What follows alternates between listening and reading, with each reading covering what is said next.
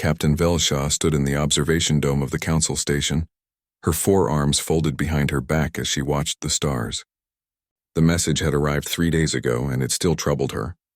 The signals from the third planet of an unknown system had been picked up by long-range sensors, and everyone agreed they were distress calls. "Captain, the council is waiting," said Thren, her science officer. The small gray-skinned researcher carried a datapad filled with information about the mysterious planet. Velsha turned and walked toward the council chamber. Her species, the Quellans, had been exploring space for thousands of years. They had seen many civilizations rise and fall. They had helped dozens of species join the Galactic Council. This should have been a simple rescue mission. The council chamber was a massive room with representatives from 20 different species. Some looked like insects, others like plants, and some like creatures from water worlds. All of them lived on what the galaxy called garden worlds. These were planets with gentle gravity, calm weather, and peaceful environments. "Captain Velsha," said Overseer Marin, a tall being covered in blue feathers. "You have reviewed the signals from Sol 3? "Yes, Overseer," Velsha replied. "The electromagnetic transmissions are clearly artificial. Our linguists believe they are calls for help." Thren stepped forward, his small voice barely carrying across the chamber. "Overseer, I must note some concerns. The signals are very old. They have been traveling through space for over 100 years. Also, the planet is classified as a Deathworld."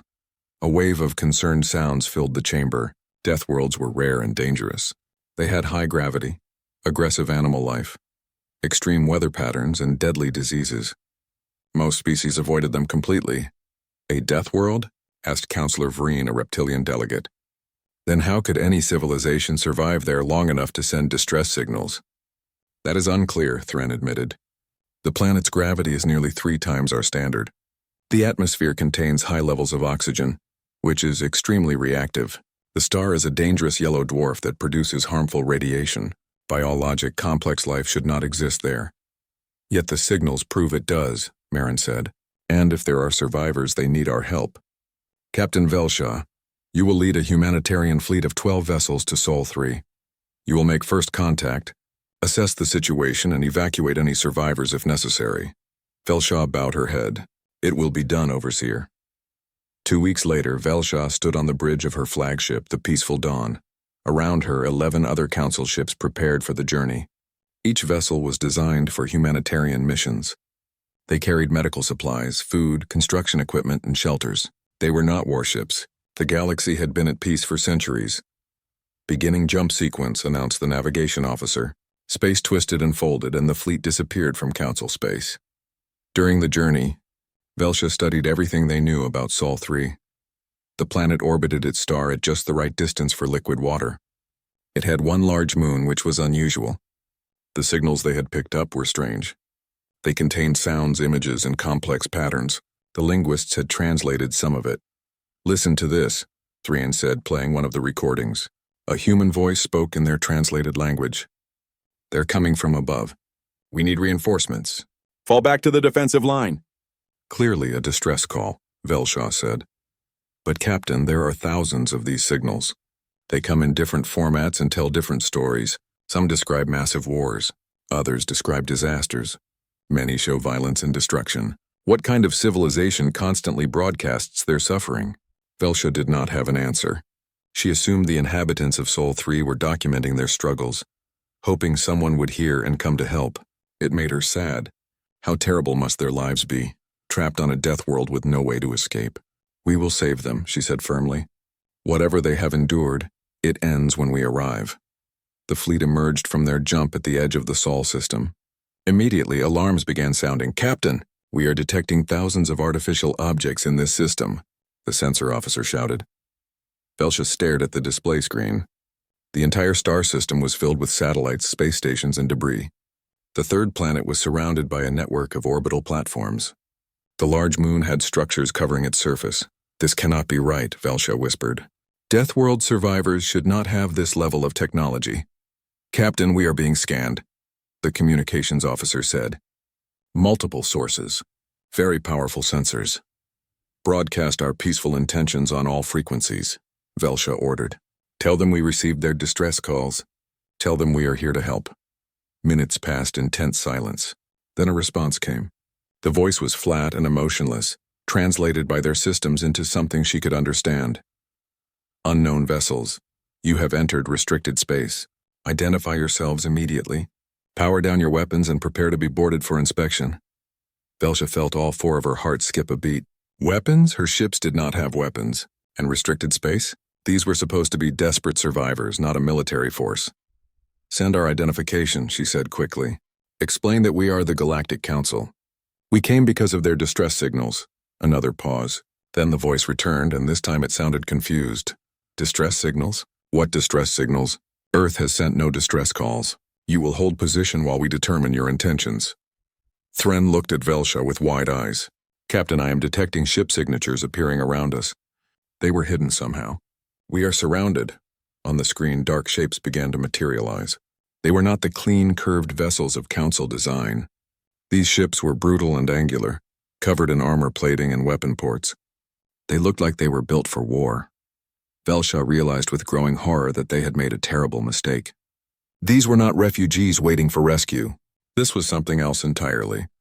The Council fleet hung in space, surrounded by human warships. Velsha had never felt so helpless in her entire career. Her sensors counted 43 vessels and more were appearing every minute. Each one bristled with weapons that her computer could not fully identify. Captain, incoming transmission, the communications officer said nervously. A screen flickered to life, showing a human face. Velsha had seen images from the old signals, but seeing one live was different. The creature had 2 eyes positioned forward like a predator. Its skin was smooth and covered in places with dark hair. It wore a gray uniform with colored symbols. I am Admiral Chen of the United Earth Systems warship Indomitable, the human said. Its voice was deep and steady. You claim to be from something called the Galactic Council? Velsha straightened herself, trying to project calm authority. Yes, Admiral. I am Captain Velsha of the Peaceful Dawn. We represent the governing body of civilized space. We received what we believed were distress signals from your planet. We came to offer aid. The human's face changed in a way Velsha could not read. Its mouth curved upward slightly. Distress signals? Captain, those were entertainment broadcasts. Fiction, stories we tell each other. We have not been in distress for over a century. Thren stepped closer to whisper to Velsha. Captain, they're radio transmissions. They were showing wars and disasters. We thought they were documentation of their suffering. They were stories? They create art about violence? Admiral Chen seemed to hear this. Yes, we enjoy stories about conflict. It helps us process our history. But I am more interested in learning about this Galactic Council. We have been monitoring your transmissions for 63 years. We know you exist. We chose not to reveal ourselves until we were ready. This statement shocked everyone on the bridge. You knew about us? Velsha asked. For 63 years? Why did you not make contact? Would you walk into a stranger's house without watching it first? Chen asked. We wanted to understand what we were dealing with. We studied your languages, your politics, your history. We learned that you classify planets like ours as Deathworlds, that you consider them too dangerous for settlement. This told us something important. What did it tell you? Velsha asked carefully. That you are soft, Chen said simply. Not as an insult, but as fact. You evolved on easy worlds. Garden worlds, you call them. Low gravity, stable weather, few predators. Earth is not like that. Earth tried to kill us every single day for millions of years. We survived because we adapted. We became strong, resilient, and very, very careful about potential threats. Velsha felt a chill run through her body. She looked at the data streaming across her screens. The human moon was covered in industrial facilities. Massive weapons platforms orbited the planet. Energy signatures indicated power generation far beyond what Council worlds used. Admiral Chen, may I ask about your defensive installations? They seem quite extensive for a civilization that has never encountered alien life. Chen's expression did not change. Captain, Earth's history is one of constant warfare. We have fought ourselves for thousands of years. Wars over territory, resources, beliefs, and simple misunderstandings. We have nearly destroyed ourselves multiple times. When we finally united and reached space, we all agreed on one thing. We would never be caught unprepared again. But the galaxy is peaceful, Velsha protested. The Council has maintained order for over 3,000 years. There is no need for such militarization. Is it peaceful? Chen asked. Or is that what you want to believe? Our sensors have detected conflicts on your frontier. Ships disappearing, colonies going silent. You have enemies, Captain. You just choose not to acknowledge them. Thren made a small sound of surprise. He began typing frantically on his datapad. Chen continued. We will allow your fleet to approach Earth. You may send a delegation to visit our world. But understand this clearly. We are not victims waiting for rescue. We are not a primitive species that needs guidance. We are humanity, and we have been forging ourselves in fire since before your civilizations learned to make tools. The transmission ended. Velsha stood in silence for a long moment. Finally, she turned to Thren. What did you find? Captain, I accessed Council security archives. There have been over 200 incidents in the past century. Frontier colonies attacked. Trade ships destroyed. The Council classified these as pirates or accidents, but the pattern is clear. Someone has been testing our defenses. Why was this not made public? Because the Council did not want to create panic. They believed maintaining the appearance of peace was more important than admitting they could not protect everyone. Velsha felt a wave of anger. She had devoted her life to Council service. She believed in their mission of peace and cooperation. Now she learned it was built on lies and hidden failures. Set course for Earth, she ordered. We came here to learn about these people. Let us see what a Deathworld civilization looks like. The fleet moved slowly inward, escorted by human warships. As they approached Earth, Velsha saw a planet of blue oceans and green continents. White clouds swirled across its surface. It looked beautiful, not deadly. Captain, the gravity is increasing, the pilot said. We are entering Earth's influence. It is 3 times standard. Velsha felt the weight pressing down on her. Her ship's internal gravity compensators strained to adjust. She thought about humans living under this crushing force every day of their lives. It would build incredible strength. Look at the orbital infrastructure, Thren said, pointing at his screen. Massive stations circled the planet. Some were clearly military. Others were civilian, with thousands of people visible through transparent sections. Shuttles moved constantly between the surface and space. They have millions living in space, Velsha whispered. They have colonized their entire system. And fortified it, added the weapons officer. I count over 1,500 defensive platforms. Each one carries enough firepower to destroy a Council cruiser. Captain, this single system has more military power than our entire fleet. Admiral Chen's voice returned. Captain Velsha, you and your delegation are cleared to land at Geneva Spaceport. Welcome to Earth. Try not to break anything. The gravity is a bit harsh for visitors. The human warships pulled back, but Velsha knew they were still watching. The Council had come expecting to find desperate survivors on a dying world. Instead, they found humanity. And humanity was not weak. Humanity was not waiting for rescue. Humanity had been preparing for war. The landing shuttle shook violently as it descended through Earth's atmosphere. Velsha gripped her seat with all 4 arms, feeling the gravity pressing down on her like a physical weight. Thren sat beside her, his small body straining against the forces. Around them, 6 other Council delegates looked equally uncomfortable. I feel like I am carrying 3 of myself, groaned Councillor Vreen. This is normal for them, Thren said quietly. Humans live their entire lives under this gravity. Imagine how strong they must be just to function. The shuttle landed at Geneva Spaceport with a heavy thud. When the doors opened, Velsha saw a delegation of humans waiting. They stood easily in the crushing gravity, barely seeming to notice it. Admiral Chen was among them, along with several other humans in military uniforms and civilian clothes. Captain Velsha, Chen said, extending a hand. Velsha had learned this was a human greeting. She touched one of her hands to his. His grip was firm but controlled. She could feel the strength in it. Welcome to Earth. How are you handling the gravity?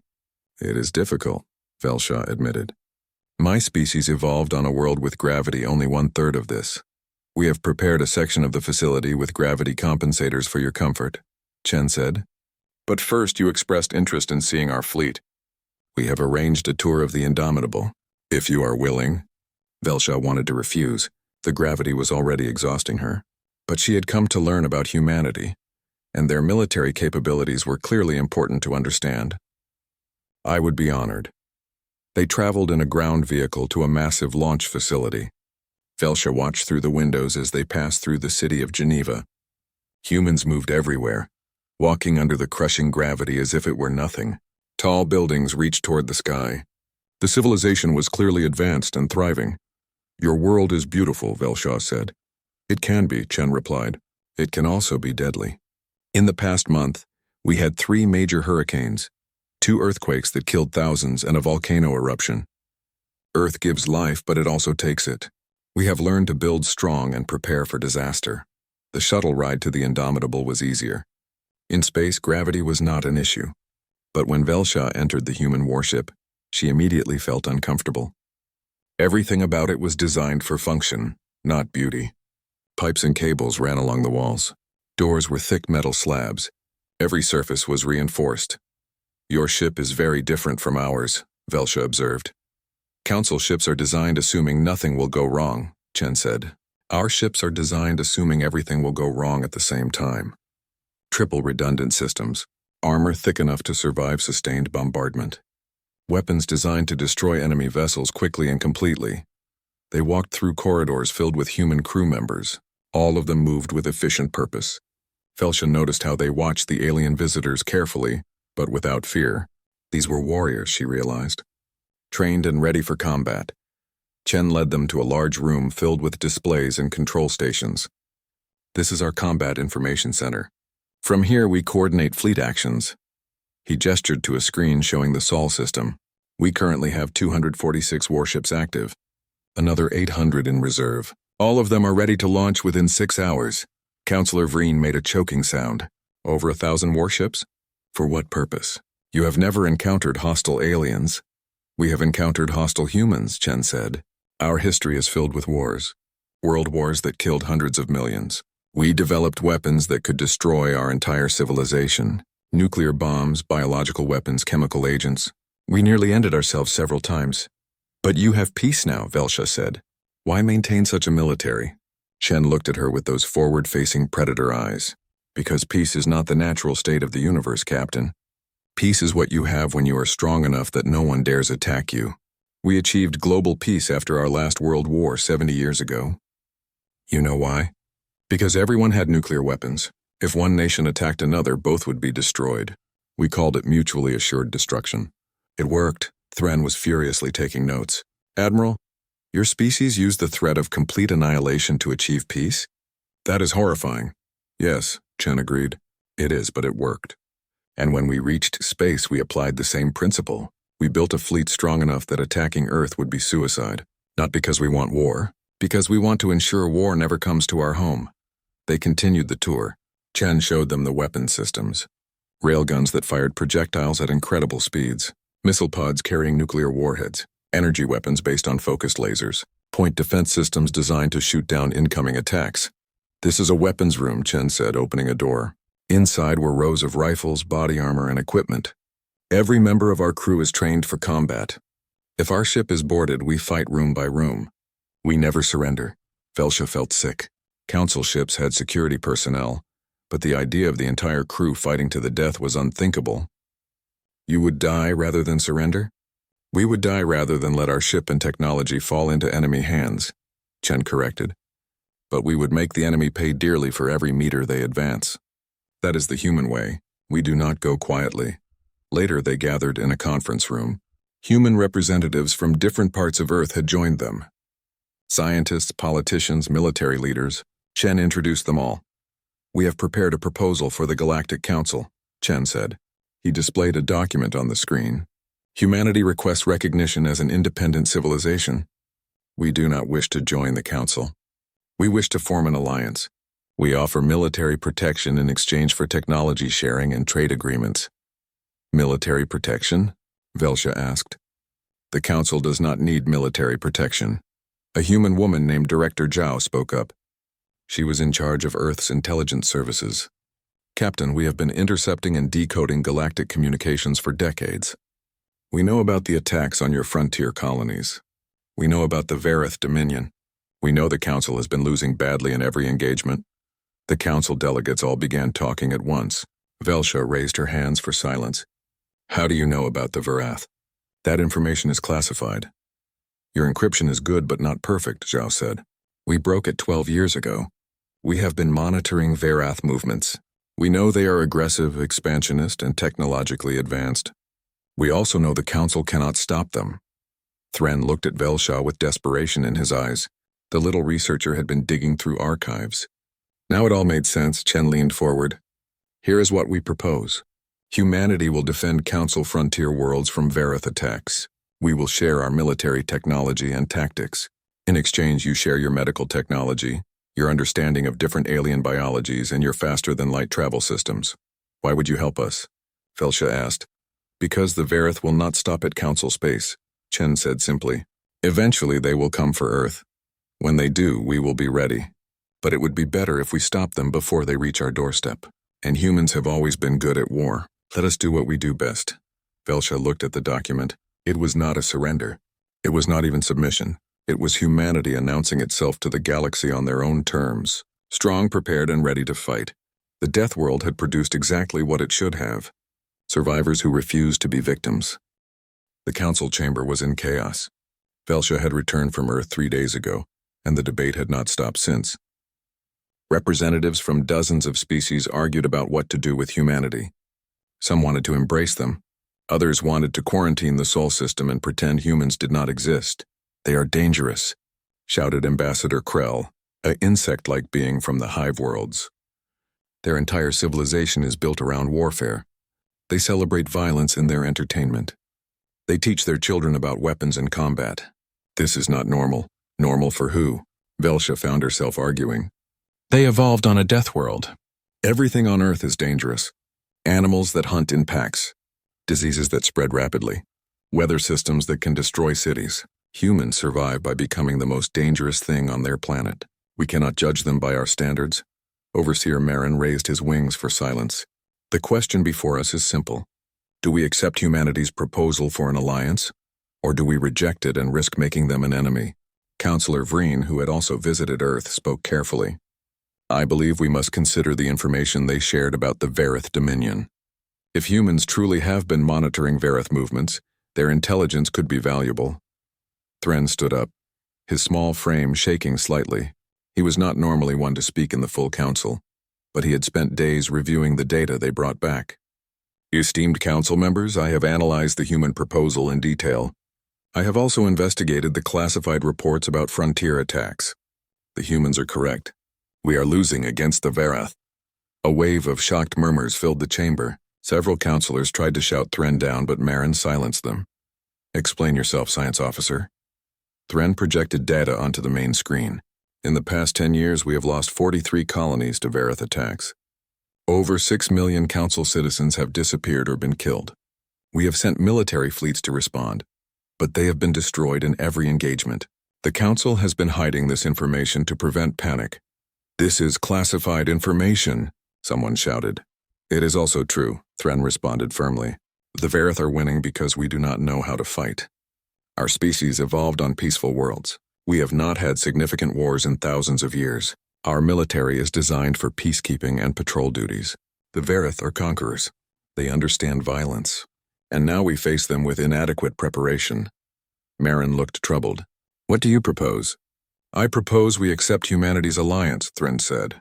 Not because we have a choice, but because they offer something we desperately need. Knowledge of warfare. The humans have studied conflict for their entire existence. They understand tactics, strategy, and military technology in ways we do not. They can teach us how to fight. So we should let the violent Deathworlders lead us into war? Krell demanded.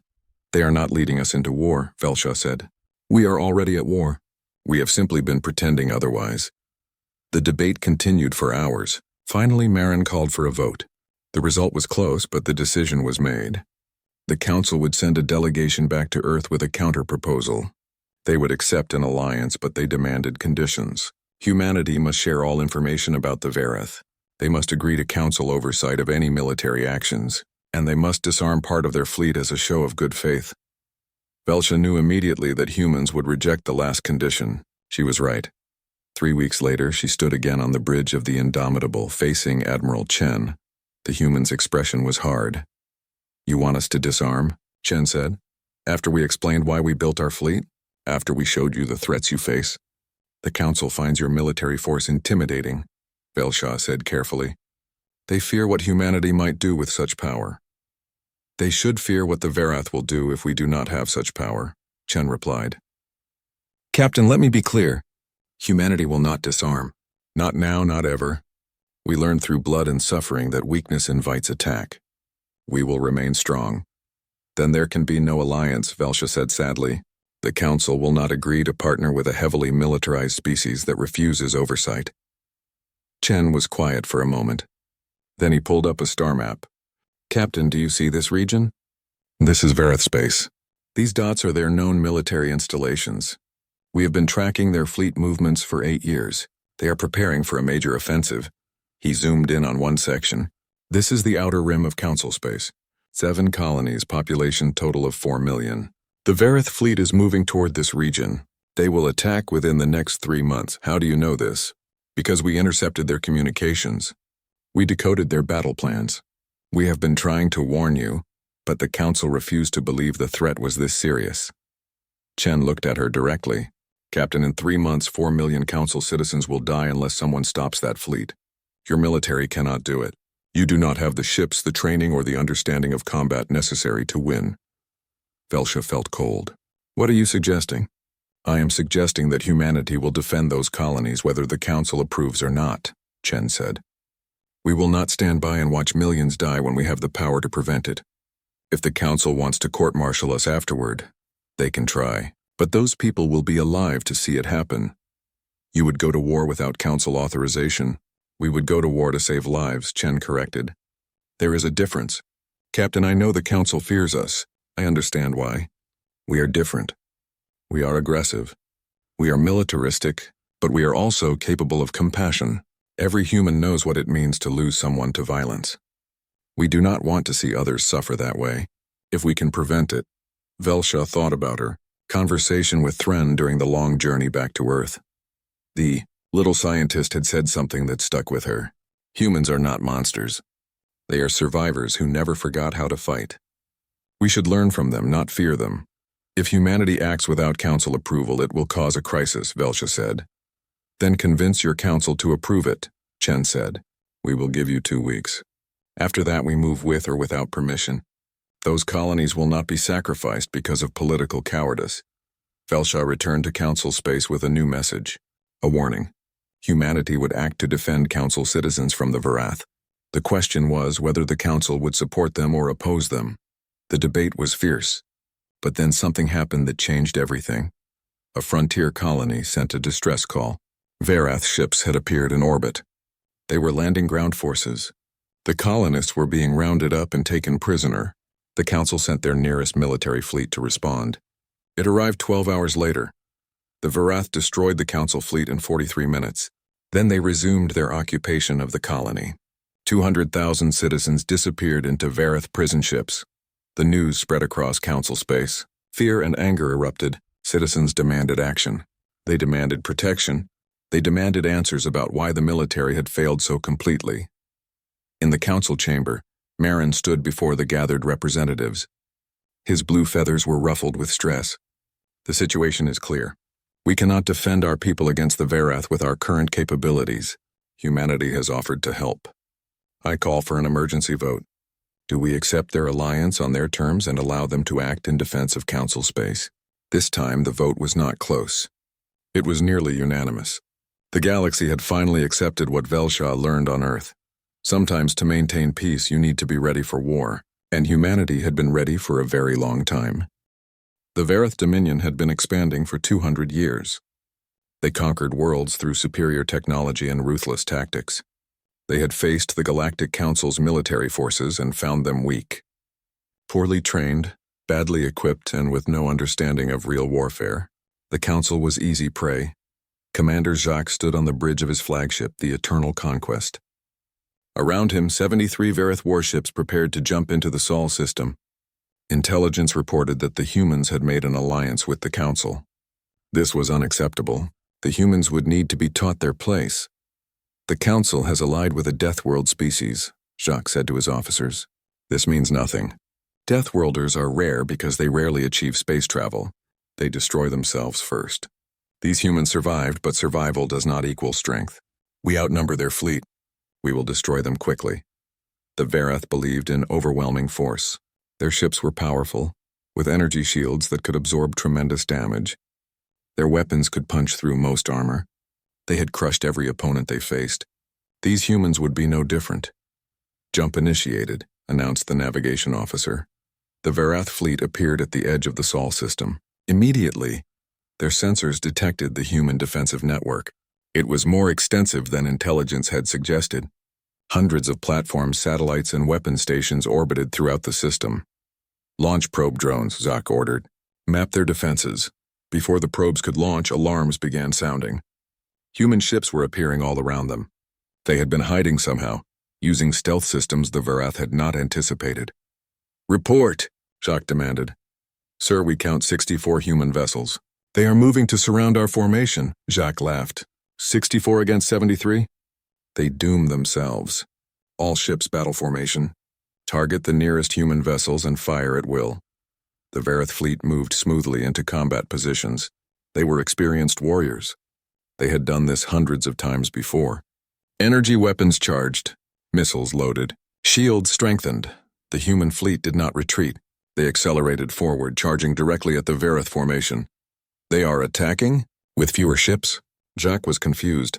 This was not smart tactics. "Very well. Destroy them." The Varath opened fire. Energy beams lanced across space, striking human ships. The beams hit armor plating and burned deep into the hulls. But the human ships did not slow down. They kept coming.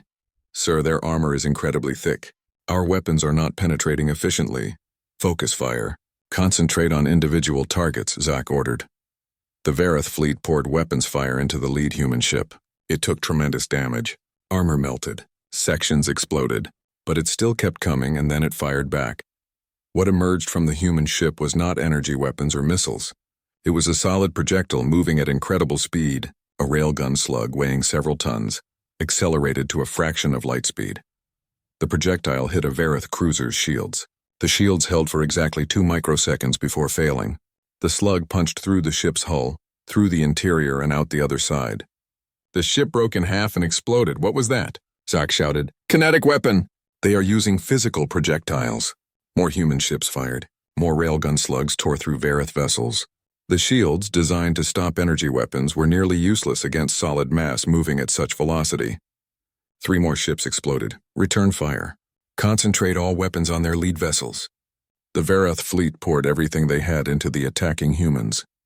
The lead ship finally broke apart under the sustained bombardment. But by then it had closed to close range. As it died, it launched smaller vessels. Boarding pods, Jacques watched in disbelief as human marines in heavy armor attached to his ship's hull and began cutting through. "Security teams to the breach points. Repel boarders." The Varath crew rushed to defend their ship. They were trained soldiers, equipped with energy weapons and combat armor. But when the humans breached through, the Varath discovered something terrible. Human marines in combat armor were designed for Earth's crushing gravity. They moved easily under forces that would cripple most species. Their armor was thick enough to withstand weapons fire that would kill others. And they fought with a ferocity that shocked the Varath. The humans did not retreat. They did not surrender. They advanced through the ship, fighting room by room. Varath soldiers emptied their weapons into human marines. The marines absorbed the damage and kept fighting. When they ran out of ammunition, they used knives. When their armor failed, they kept fighting with bare hands. Jacques watched on security cameras as his crew was overwhelmed. The humans were not just soldiers. They were survivors from a Deathworld, adapted to violence and endurance. Every one of them was stronger, tougher, and more determined than the Varath had anticipated. "Sir, we have boarding actions on 17 ships," his tactical officer reported. "The humans are cutting through our defenses." Outside, the battle continued. Human ships used tactics the Varath had never seen. They accepted damage that would force other species to retreat. They sacrificed ships to destroy larger Varath vessels.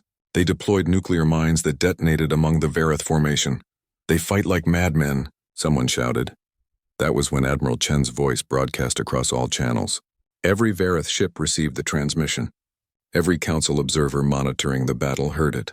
The message was simple and cold. "This is Admiral Chen of the United Earth Systems Fleet. You came to Sol System with the intent to conquer. You made a fatal mistake.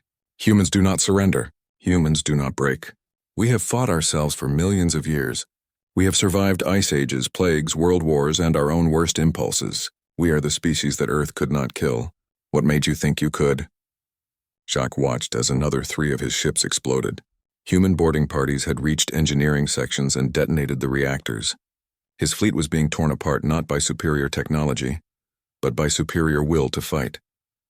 Sir, recommend we retreat, his tactical officer said quietly. Jacques wanted to refuse. The Vareth Dominion did not retreat, but he was watching his fleet die. The humans were broadcasting the battle on all channels. They wanted the galaxy to see what happened when someone attacked a Deathworld. All ships withdraw, Jacques finally ordered. The surviving Vareth vessels turned and jumped away. They left behind 32 destroyed warships and hundreds of captured crew members. The human fleet held position, damaged but victorious. In council space, Velsha watched the battle recordings with awe and horror. The humans had won through sheer determination. They took casualties that would have broken any other fleet. But they kept fighting. Chen's final message played again. Let this be a lesson to the galaxy. Humans will defend council space as promised. We will protect the innocent and destroy those who prey on the weak. Not because we love war, but because we understand it. We know what it costs. And we are willing to pay that price to keep others safe. 3 months later, Velsha stood on Earth again. The Sol system was busier than ever. Human colony ships were launching toward the outer rim. They were not just defending council space. They were expanding into it. You are moving into Vareth territory, Velsha observed. Chen stood beside her, looking up at the sky. Former Vareth territory. After our battle, 3 of their subject species rebelled. The Dominion is collapsing. We are moving in to stabilize the region and protect the refugees. You are conquering, Velsha said. We are securing, Chen corrected. There is a difference. We will not enslave those worlds. We will protect them, trade with them, and eventually offer them the choice to join the United Earth systems. But we will not tolerate threats on our borders. The Vareth learned that. Others will too. Velsha looked at the human admiral. She remembered when she first came to Sol's system, expecting to rescue desperate survivors. Instead, she found humanity, a species that had been forged by their death world into something the galaxy had never encountered before. The council thought you needed rescue, she said quietly. Chen smiled slightly. We never needed rescue, Captain. We were just waiting for the galaxy to catch up. Humans are survivors. We do not give up. We do not surrender. We adapt, we overcome, and we protect those who cannot protect themselves. That is what Deathworlders do. Velsha nodded slowly. The galaxy was changing. Humanity had arrived, and they brought with them a simple truth. Peace was not the absence of conflict. Peace was the presence of strength to defend against those who would break it. And humanity had strength in abundance. She looked up at the stars and wondered what the galaxy would look like in 100 years. With humans spreading through it, things would never be the same. The age of easy peace was over. The age of Deathworlders had begun.